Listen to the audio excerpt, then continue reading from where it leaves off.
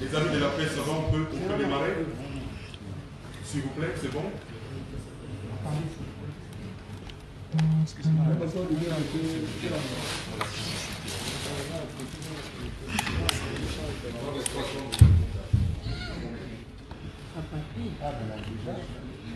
Trois, deux, une, action. Déclaration politique. Nous, députés nationaux et députés provinciaux, avons suivi avec consternation la tournure tragique qui vient, une fois encore, de connaître l'affaire mettant aux prises le mouvement politico-religieux Bundu Diamaya la Bedem et son leader, l'honorable Némona Nsemi, et le pouvoir public. Ce feuilleton vient d'atteindre son paroxysme avec l'arrestation brutale depuis le vendredi 24 avril 2020 de ces derniers ainsi que certains de ses adeptes après l'assaut donné par la police et l'armée en sa résidence de Kinshasa, ma campagne.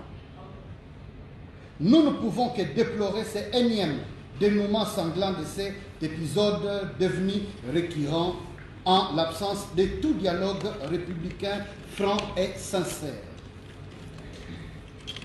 Dans le cadre du respect des principes de l'état de droit pour résorber une fois pour toutes ces crises répétitives entraînant toujours des pertes en vies humaines en plus d'importants dégâts matériels.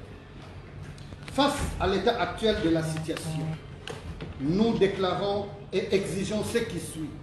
Primo, le traitement de l'affaire de notre compatriote, l'honorable Némona Nsemi et de ses adeptes dans le strict respect des droits humains tels que consacrés par notre Constitution et par plusieurs instruments juridiques internationaux y afférents. Secondo, la soumission de l'honorable Némona Nsemi à des examens médicaux appropriés pour déterminer le degré de son éventuelle responsabilité pénale et morale.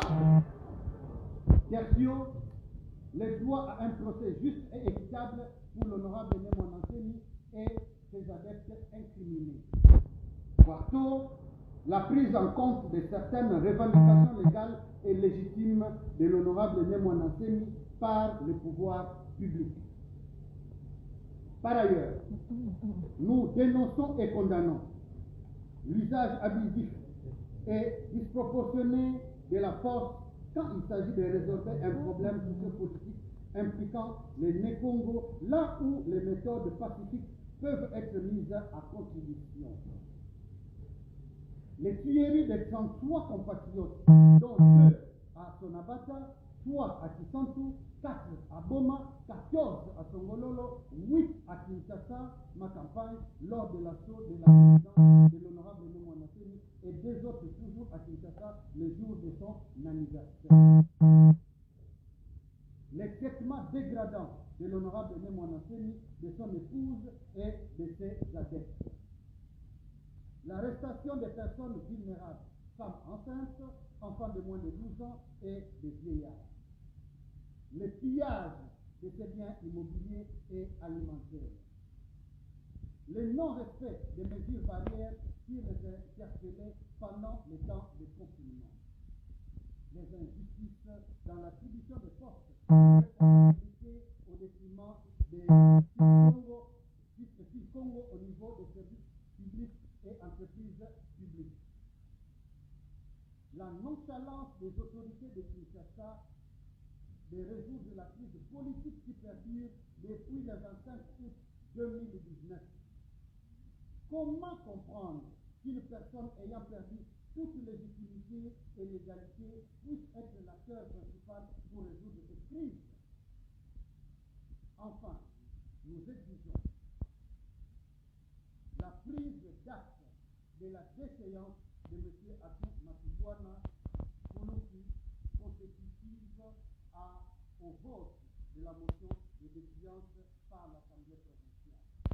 Car faire pousser à ne pas le faire, c'est violer intentionnellement et délibérément la Constitution de la République et la loi numéro 08/012 du 31 juillet 2008 portant principes fondamentaux relatifs à la libre administration des provinces tel que modifié par la loi numéro 13/008 du 22 janvier 2013. La suspension à titre conservatoire du commissaire provincial de la police province du Congo central, du REDOC et de ses adjoints pour avoir failli à leur devoir d'État. Des enquêtes parlementaires sérieuses, tant nationales que provinciales, afin qu'éclate toute la vérité sur cette affaire. Le Congo central étant l'une des trois premières provinces contributrices au budget du pouvoir central, mérite d'être traité avec considération en l'instar des deux autres provinces. Nous souhaitons que le pouvoir central commence à tenir compte de la montée de frustration du peuple Congo qui pourrait avoir des conséquences politiques néfastes pour l'avenir politique du numéro 1 de la République, président de notre cher pays dans cette province dont l'importance géostratégique n'est plus à démontrer. Fait ainsi à Kinshasa le 27 avril 2020. Nous vous remercions.